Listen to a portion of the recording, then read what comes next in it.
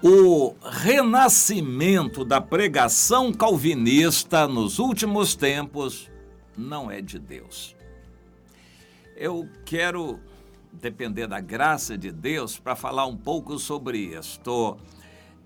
Claro que preciso entrar no assunto do que é a doutrina calvinista e o que ela pretende combater, esta pregação de nossos dias que está ganhando corpo, principalmente nas redes sociais, na internet, por pregadores calvinistas visando combater o restante. Eu vou dizer que isso não é de Deus e essa preocupação também não é originária em Deus, embora essa pregação seja muito coerente. Calvino, João Calvino, um francês que foi para a Suíça e, por insistência do Guilherme Farel, ele aceitou ficar lá em Genebra, acabou sendo reconhecido como o governador. Isso já foi lá por volta de 525, por aí, ou seja, estamos prestes a completar 500 anos. Eu espero que não haja essa comemoração, porque eu acho que nós estamos às vésperas do arrebatamento. E o arrebatamento pode muito bem acontecer bem antes de o calvinismo comemorar 500 anos de João Calvino. A comemoração dos 500 anos do Lutero em 2017 foi muito triste para os luteranos, os que se dizem seguidores do Lutero. Eles se arrependeram da reforma e acharam que o bom para eles agora, 500 anos depois, é voltar para os braços de Roma. Já os calvinistas, que têm a sua base de seguidores espalhada, na Europa é a maioria dos protestantes, a igreja reformada, as várias igrejas reformadas da Europa que seguem o calvinismo.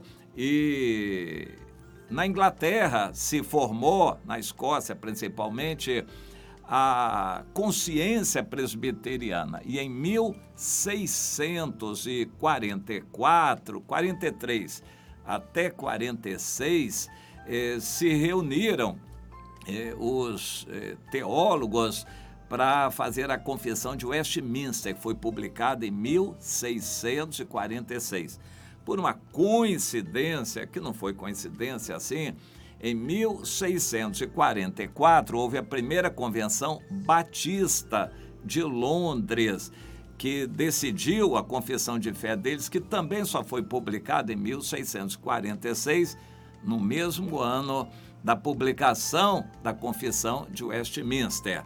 Essa primeira confissão de fé batista é muito simplória, mas foi publicada junto com a de Westminster para caracterizar. Naquela época, os batistas estavam começando. Os presbiterianos, como foram chamados os calvinistas na Inglaterra, diferenciaram um pouco a sua base do calvinismo suíço. Já tinha 120 anos isso.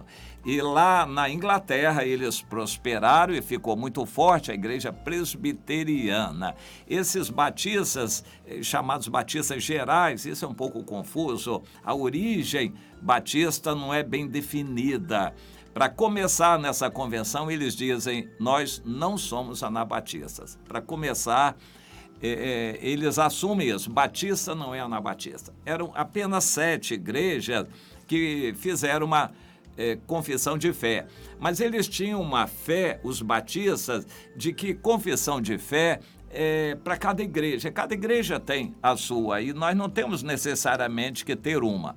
Mas numa tentativa de unificar o pensamento, em 1644, eles fizeram a primeira confissão de fé batista, que algum tempo depois foi totalmente modificada. Em 1689, a segunda convenção de Londres, essa sim foi mais clara e definiu melhor o pensamento batista, basicamente em ambas as convenções calvinista.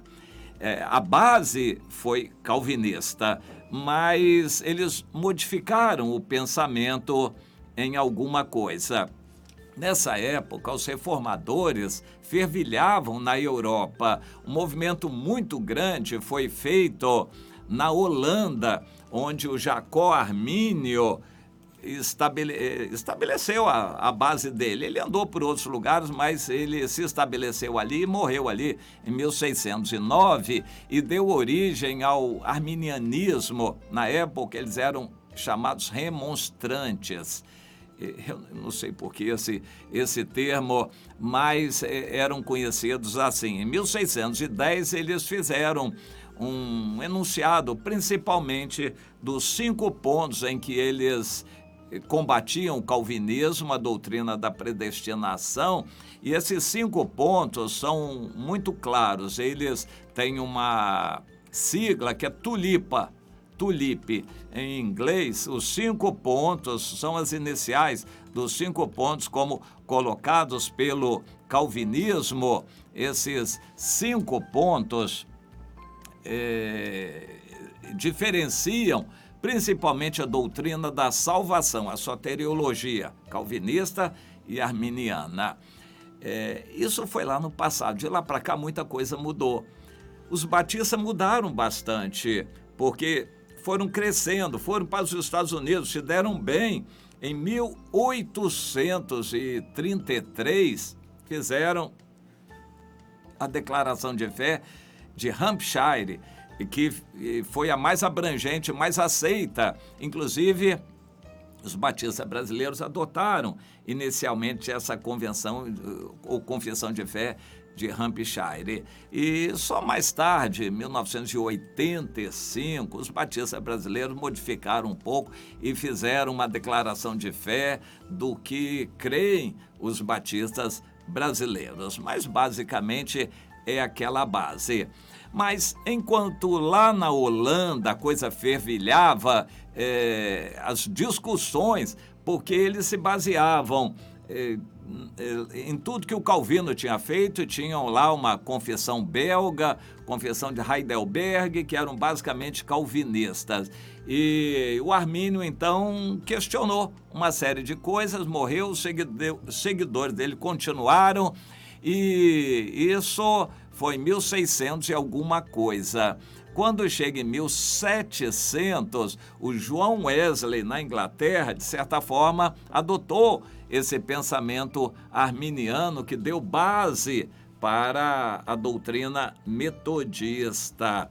E esse pensamento arminiano se espalhou nos Estados Unidos, influenciou um pouco os batistas, que continuava sendo uma mistura de calvinismo com arminianismo, mas influenciou os metodistas, que hoje são a maior denominação individual, denominação evangélica dos Estados Unidos, e os pentecostais também. Essa doutrina arminiana, então, cresceu muito nos Estados Unidos. Basicamente, a diferença, eu quero focalizar aqui essa sigla TULIPA, esses 5 pontos em que se diferenciam a pregação calvinista e a pregação arminiana, ou dos remonstrantes, como eles chamavam na época. O primeiro ponto é depravação total. Essa depravação total basicamente é aceita por todos. E o calvinismo diz que o homem em si não consegue ser salvo, é cego e não tem nenhuma condição. Já o arminianismo crê numa certa graça preveniente, uma graça que é dada antes, uma certa capacidade de a pessoa crer e, pelo menos, de identificar o que é bom. Claro que ambas as correntes têm um monte de bases bíblicas e são coerentes em si. Então, para os arminianos, aqueles que pela graça do Espírito Santo crerem no Filho, pela mesma graça perseverarem na fé e obediência de fé até o fim, e, por outro lado, deixar sob o pecado e a ira os contumazes e descrentes, condenando-os como alheios a Cristo, segundo a palavra do Evangelho de João 3,36 e outras passagens da Escritura. Então, eles creem numa, digamos assim, numa certa benevolência de Deus. Já o calvinismo estabelece que o homem é incapaz de tudo e totalmente perdido, a depravação é total. Nesse ponto, até que não há uma diferença tão grande. Agora, com relação à eleição, esse é o segundo ponto. O calvinismo diz que é incondicional. Deus escolhe sem dar satisfação a ninguém, uns para salvação e outros para perdição, e acabou. Agora, o arminianismo diz, não, Jesus, o Salvador, morreu por todos e por cada um dos filhos dos homens.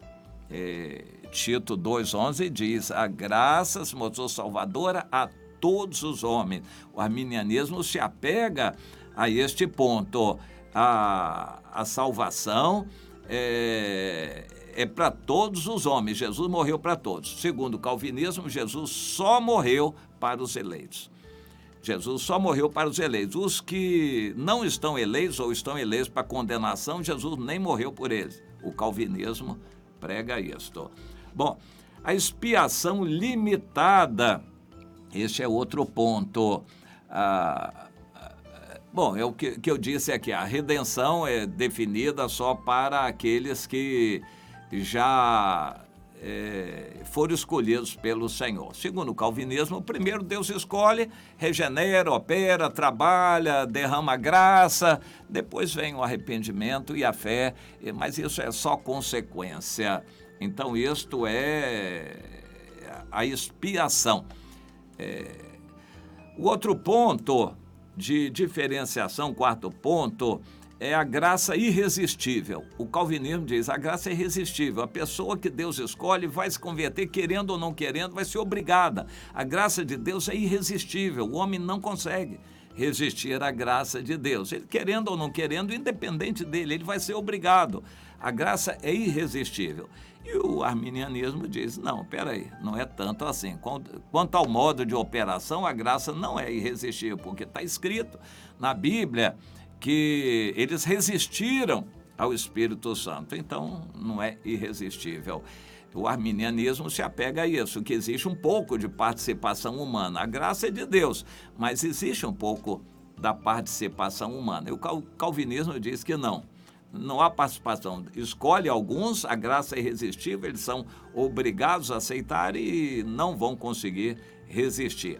E o outro ponto, o quinto ponto de diferenciação, é a perseverança dos santos. No calvinismo, os escolhidos estarão salvos para sempre, não se perdem e vão ser praticamente obrigados a perseverar e eles não vão se afastar, não se afastam. Isso não acontece.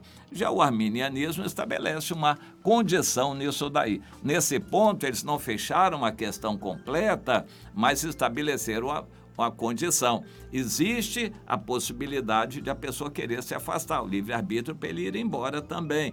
E a Bíblia cita isso, e tantos que caíram da graça e se afastaram do Senhor. Então, no calvinismo, a graça é irresistível, a perseverança é total e a pessoa, uma vez salvo, para sempre salvo e não consegue mais se afastar. O arminianismo não vê uma participação humana nisso. Existem exemplos na Bíblia aos montes de pessoas que se afastaram e então esses 5 pontos são a diferenciação.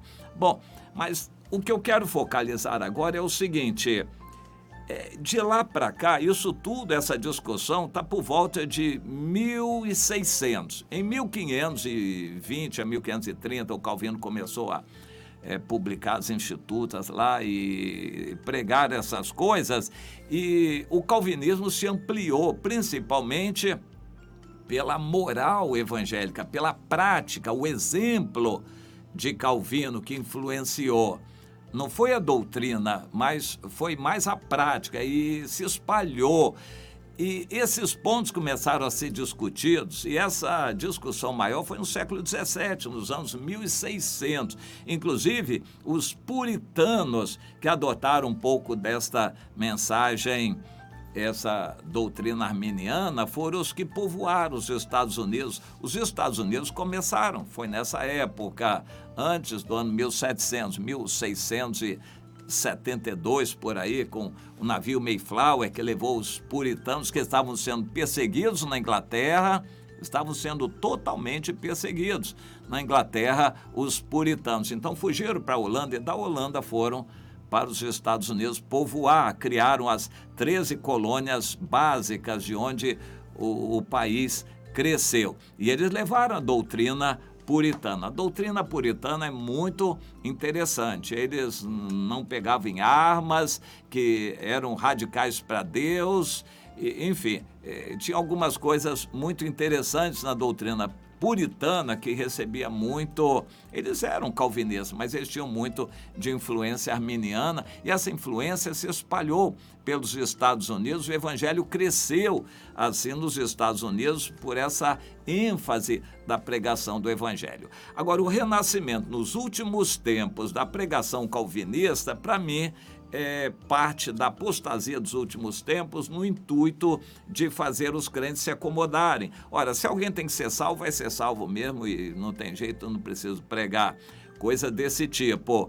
E isto significa uma acomodação.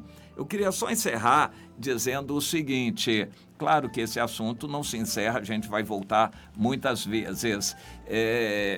O fruto mais característico da pregação calvinista em nossos dias é o monstrengo chamado Concílio Mundial de Igreja. A união das igrejas ecumênicas, a maioria igrejas reformadas da Europa e calvinistas, que adotam de tudo, aborto, casamento de homossexual. Então, eles aceitam tudo isto, como a Igreja Presbiteriana dos Estados Unidos, a PCUSA, que adota mulher homossexual como pastor, lá pode de tudo.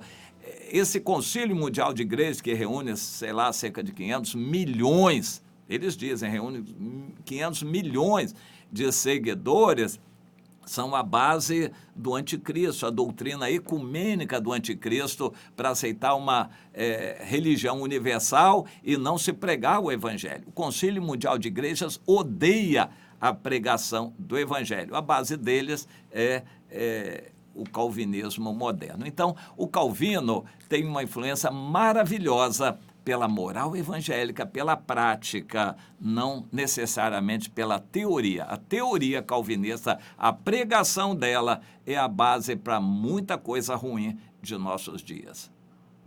De manhã.